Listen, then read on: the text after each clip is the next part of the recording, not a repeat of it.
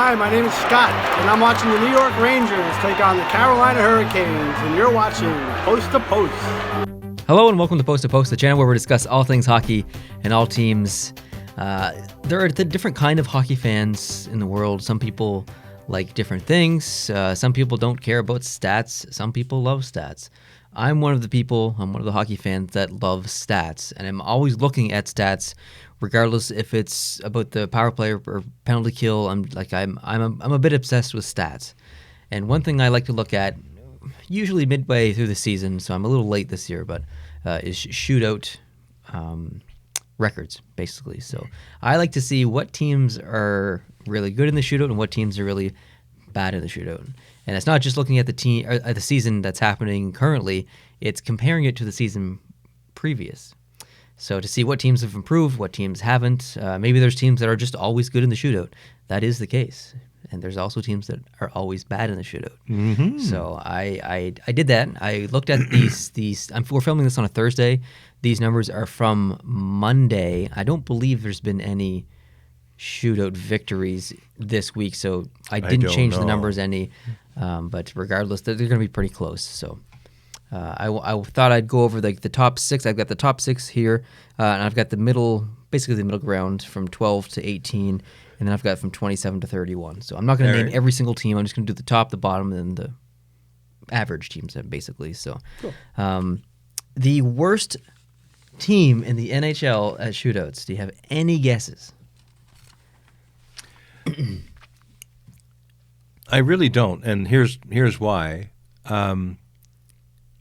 Performance in shootouts isn't necessarily good or bad as an indication of the overall worth or health of a team.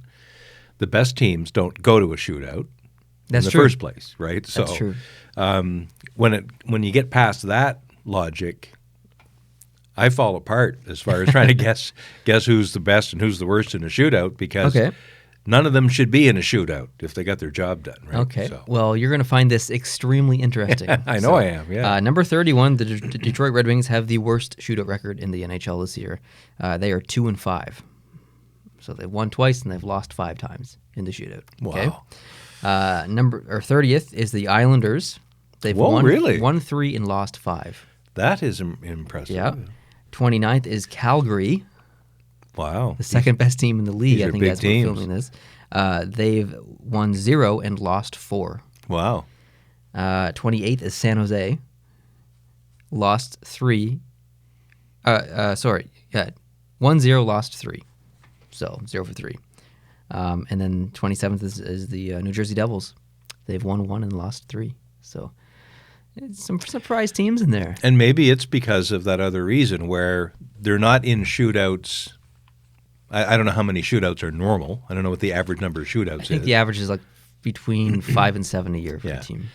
But I don't know. Maybe they do so. Like, we know most of these teams to be teams that are excelling right now, not Detroit, but the other ones.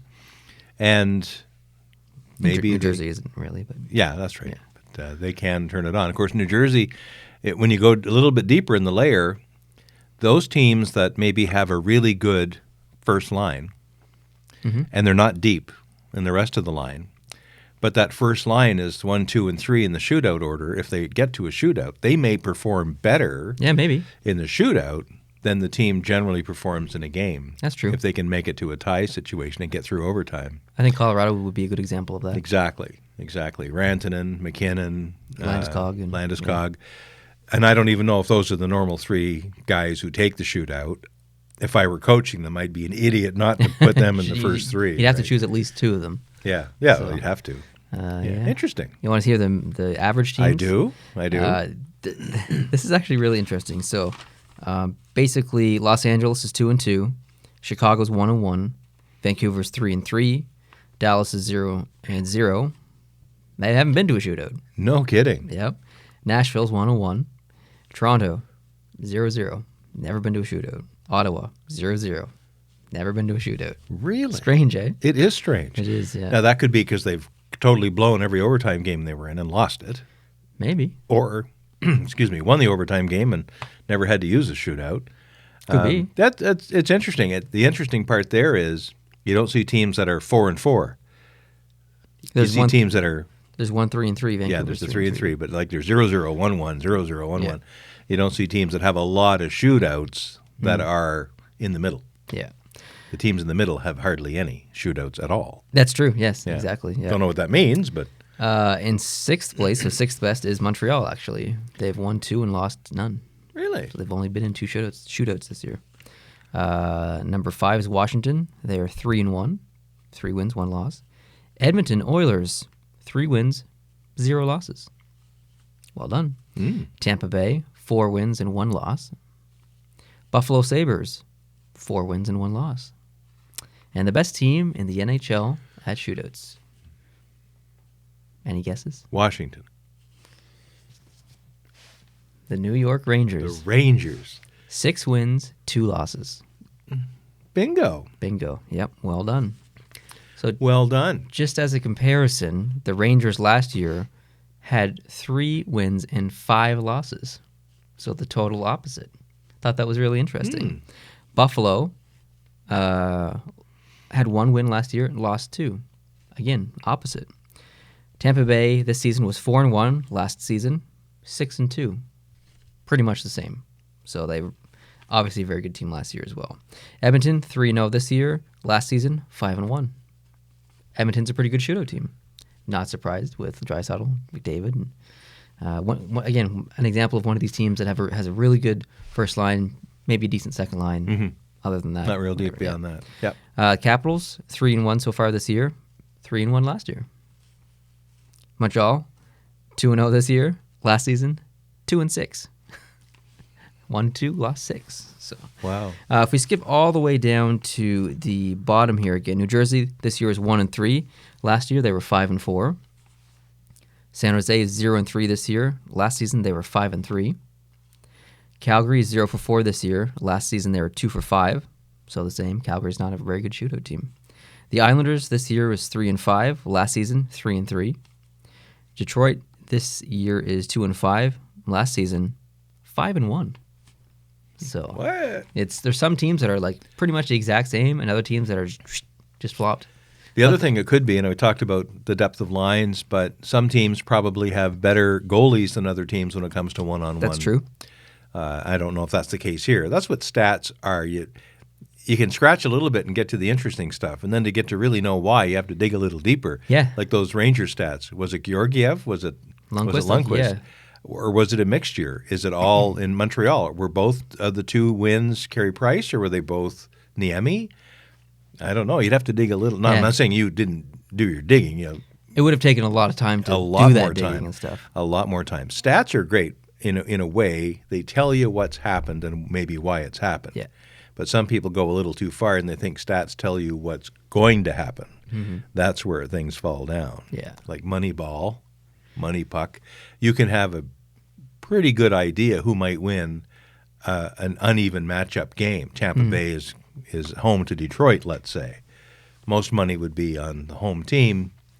But in today's NHL, and we've seen it happen this season, on a given night, anybody can beat anybody. It's true. Yeah, there's a lot of parodies. Yeah. So. The shootout, though, as much as I like watching the shootout, or do I like watching the shootout?